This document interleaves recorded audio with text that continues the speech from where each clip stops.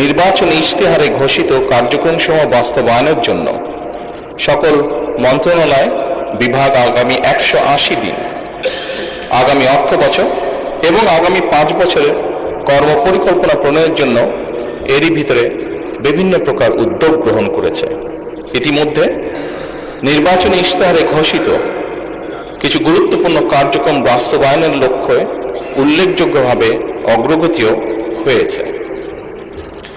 প্রান্তিক ও নিম্ন আয়ের পরিবারগুলোকে, যেখানে বাংলাদেশের অধিকাংশ পরিবারই প্রান্তিক বা নিম্ন আয়ের পরিবারের সদস্য, এই পরিবারগুলোকে প্রাথমিক পর্যায়ে 13টি জেলায় প্রায় 37,814টি নারী প্রধান পরিবারকে ফ্যামিলি কার্ড প্রদান কার্যক্রম শুরু হয়েছে।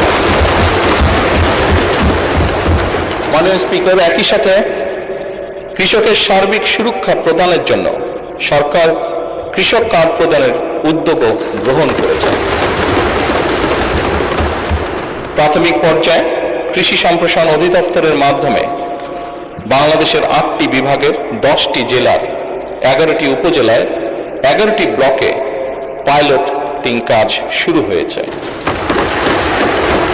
এছাড়া নির্বাচনী অঙ্গীকার বাস্তবায়নের লক্ষ্যে ইতিমধ্যে সরকার শস্য, ফসল, পশুপালন ও মৎস্য খাতে 10,000 টাকা পর্যন্ত কৃষি ঋণ এরই মধ্যে মওকুফ করেছে। মাননীয় স্পিকার, সরকারের নির্বাচনী ইশতেহার বাস্তবায়নের প্রাথমিক পর্যায়ে ঈদ উল ফিতরের পূর্বেই যা আমরা দেশের মানুষের কাছে প্রতিশ্রুতি দিয়েছিলাম, ঈদ উল ফিতরের পূর্বেই 3,995 জন ইমাম, 2,975 জন মুয়াজ্জিন, 2,604 জন খাদেম এবং হিন্দু মন্দিরের 114 জন পুরোহিত, 83 জন সেবায়িত, বৌদ্ধ বিহার বা প্যাগোডার 15 জন অধ্যক্ষ এবং 16 জন উপাধ্যক্ষ, সর্বমোট 9,102 জন উপকারভোগীর ব্যাংক অ্যাকাউন্টে নির্বাচনী প্রতিশ্রুতি অনুযায়ী সম্মানী পৌঁছে দেওয়া হয়েছে। মাননীয় স্পিকার, ই হেলথ কার্ড প্রদান বিষয়ে পাইলটিং কার্যক্রমের আওতায় খুলনা জেলায় ই হেলথ কার্ড প্রদানের জন্য একটি প্রকল্প অনুমোদন প্রক্রিয়াধীন রয়েছে। সরকারের নির্বাচনী ইশতেহার অনুযায়ী আগামী 5 বছরে ইনশাআল্লাহ 20,000 কিলোমিটার খাল খনন পুনর্খনন কর্মসূচি গত 16 মার্চ 2026 হতে বাস্তবায়ন শুরু হয়ে গিয়েছে। এর মধ্যে জুন 2026 পর্যন্ত পানি সম্পদ মন্ত্রণালয়, স্থানীয় সরকার বিভাগ ও কৃষি মন্ত্রণালয় 1204 কিলোমিটার খাল খনন পুনর্খনন করবে ইনশাআল্লাহ।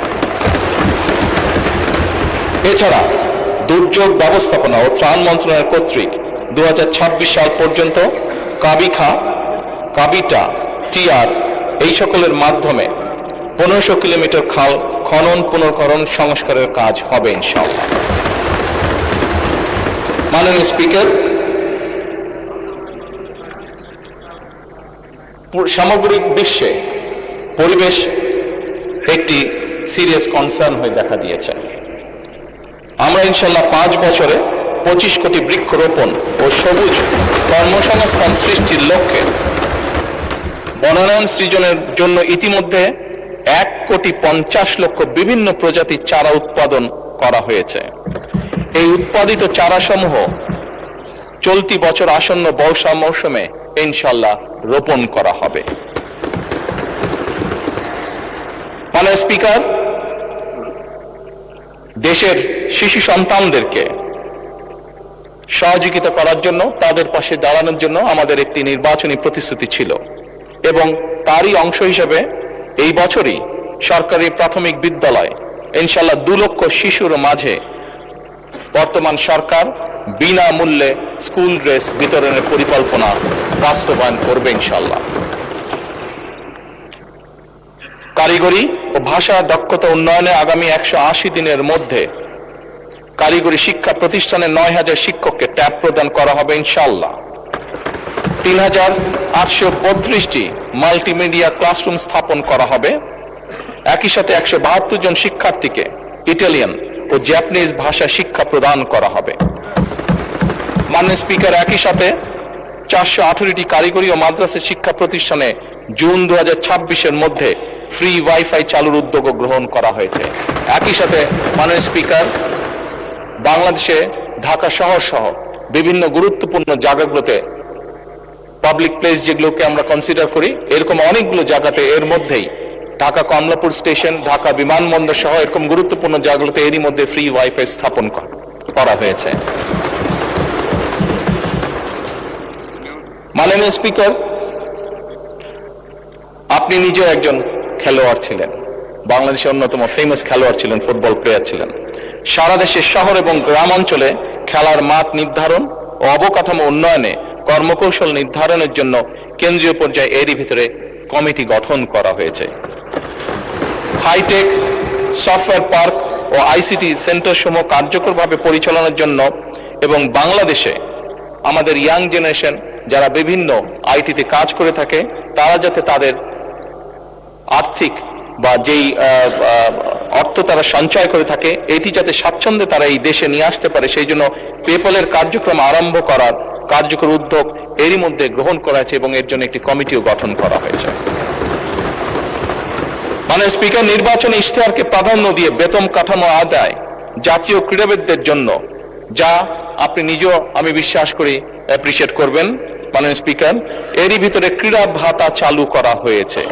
প্রাথমিক পর্যায়ে 500 জন ক্রীড়াবিদকে এই ভাতার আওতায় আনার পরিকল্পনা নেওয়া হয়েছে, যার মধ্যে মাননীয় স্পিকার এরই ভিতরে 129 জন আন্তর্জাতিক বিষয়ে সাফল্য অর্জনকারী ক্রীড়াবিদকে এরই ভিতরে ভাতা প্রদান করা হয়েছে। মাননীয় স্পিকার, ল্যাঙ্গুয়েজ স্টুডেন্ট ভিসায় বর্তমান জামানতবিহীন যে ঋণ ছিল তার সীমা যাতে আমাদের ছাত্ররা, আমাদের ইয়াং জেনারেশনের সদস্যরা যাতে সহজেই বিদেশে যেতে পারে এই কর্মসূচির আওতায়, তার জন্য তাদের ঋণ সীমা 3 লক্ষ থেকে 10 লক্ষ টাকায় উন্নীত করা হয়েছে। জাপানগামী শিক্ষার্থীদের জন্য ভিসা সিওই এর ভিত্তিতে এই ঋণ প্রদান সহজকরণ করা হয়েছে আগের থেকে অনেক।